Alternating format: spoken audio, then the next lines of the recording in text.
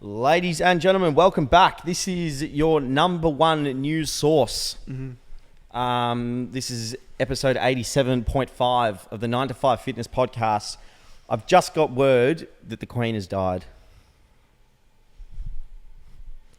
For those of you not watching, I'm just throwing a quick little prayer up for Queen Thin Lizzy. Thin Lizzy.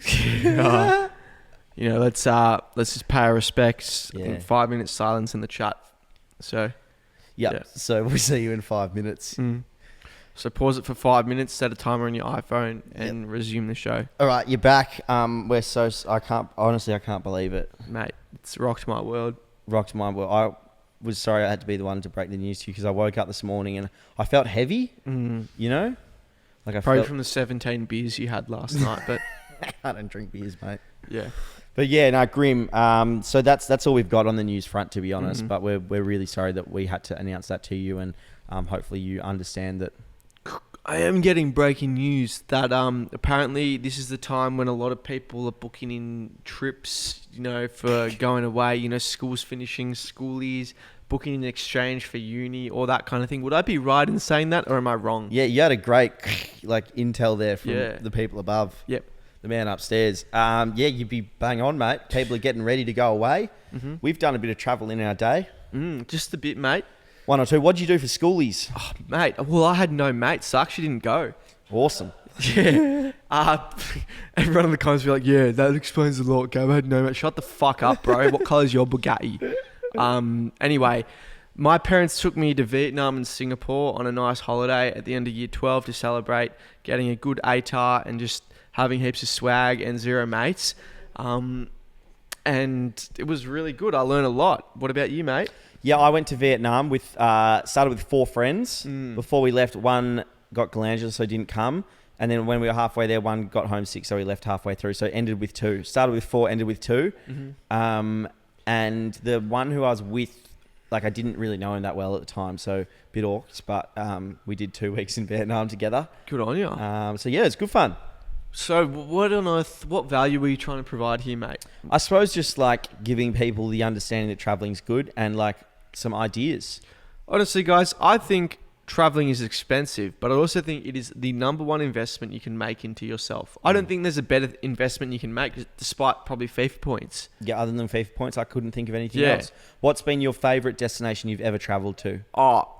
Before this year was Sri Lanka. But since that, I got to America and it's fuck Sri Lanka.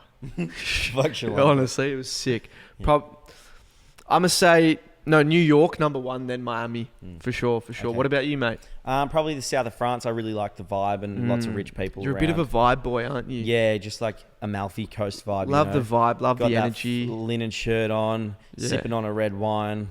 Beautiful women around, and I was 18, so talking I didn't to speak none of them. Any of them, yeah, I looked at them though. Yeah. So that would have been mine. I did a gap year. I went to the south of France, worked on private yachts for 2 years, for a couple of months, and then just did some normal traveling. Sweet. So you did exchange. Tell me about exchange. Oh yeah, best thing I ever did. That was when NTF was created. That was when I did my transformation. You guys have probably heard this story a million billion times, but for anyone considering exchange 50-50, it was I just kind of stumbled into it. I don't even know why I did it, but it was the best accident ever. And so I would recommend anyone listening that is going to university or anything that has the opportunity for travel /school/study tours, just do it. Apply, get it done. The world is bigger than Australia, and the quicker you realize that, the better and the more you will develop as a person. Yeah, that's such a good point. You had a breakup before you went on exchange, didn't you? Yeah, and it just made you get over it super quick. Mate, yeah, it was great. Yeah, watching you develop after exchange was hectic. Yeah. So you did it through uni, and we actually now live with one of your exchange friends. Yeah, bro, they paid us $11,000 to fuck off for 6 months. It was so good. Yeah, so there's heaps of options out there, isn't there? Yeah, you can get a government loan. Plus a grant as well. Yeah. And there's all sorts of scholarships you can apply for, so go get that done. What was the uni like over there? It was good, man. They were all... were you really dialed into uni or Not at all, mate. I was a professional drinker when I was there, and I go to a different country every weekend, and I somehow got 4 HDs because, just to give you guys a bit of context, the course I did in Australia, they were all sweaty jet kids around there. So I was like average compared to them, which is still like very good. Like I'd be kind of DHD student, trying my hardest, but I was nowhere near the best there. But when I went to Malaysia, no hate to my Malaysian homies, they thought I was the reincarnation of Shakespeare, honestly. It was absolutely mental. And so I would be drinking, going out, traveling, doing no uni work, and I got 4 HDs for all my subjects. Yeah. And they thought I was the biggest jet. Again, sound like an absolute tosser here, but it's just what happened, and the facts are facts. So yeah. That's awesome. Yeah, it's cool to see. I think everyone should go on exchange. I wish I did exchange. Yeah, you should have, you silly boy. Yeah, silly Billy. That's right. Anyway, what are some of like the most popular schoolies destinations these days? I feel like private schools always go to Byron. Yep. Public schools always go to Surfers. Yep. And then like in WA, they call it Levers. They go to like Rottnest Island, I think. Okay. Or like maybe down the coast. Yeah, Bali's a big one. Oh, really? I would have died.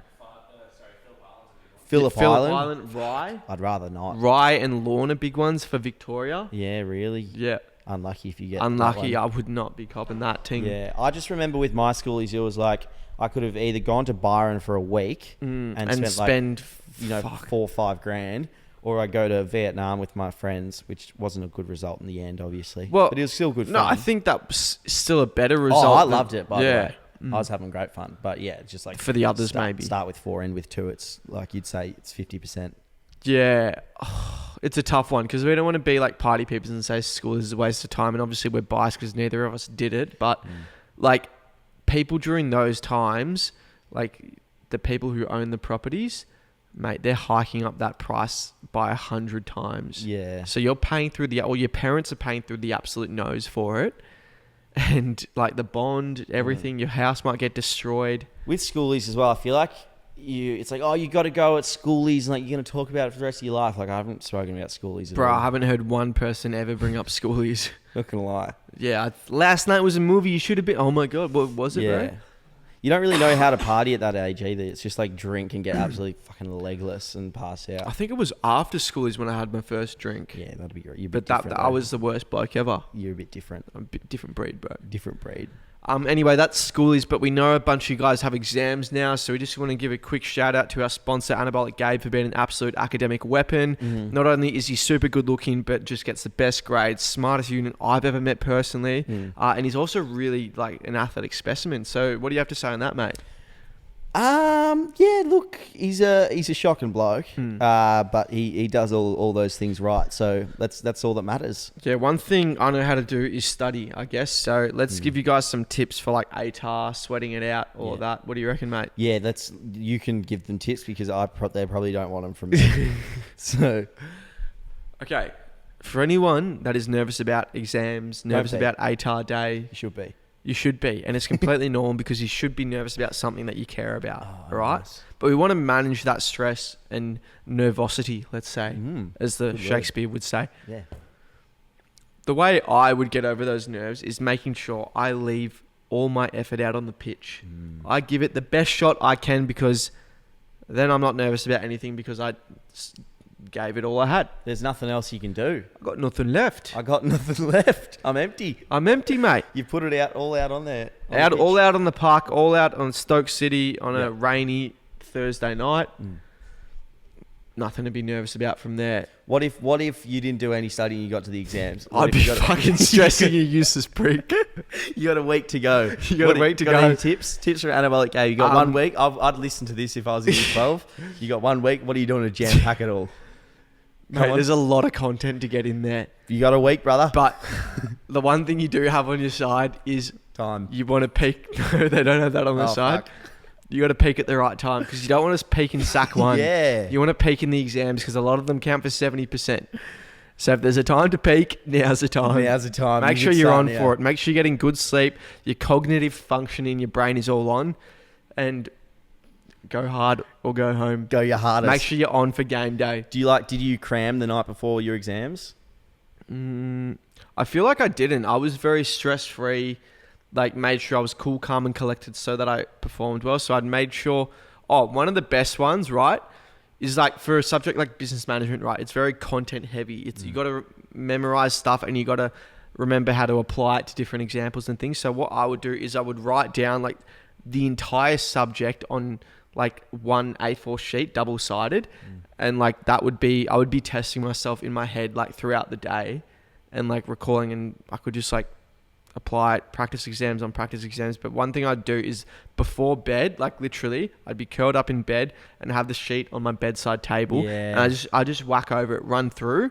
And then when I'd wake up, I'd do the same thing, because I believe that is the best time for you to, what is it? Absorb information. Yeah. So that's what I did. Masticate. And like literally, I information. was business management, bro. I smacked a 45 in year 11. You're an academic weapon. An academic weapon. You're literally as built they for call the mainstream schools, aren't you? Just content, Mate, I am the ATAR. absorb, put it on a Apply, thing. get it done. I couldn't be further from that.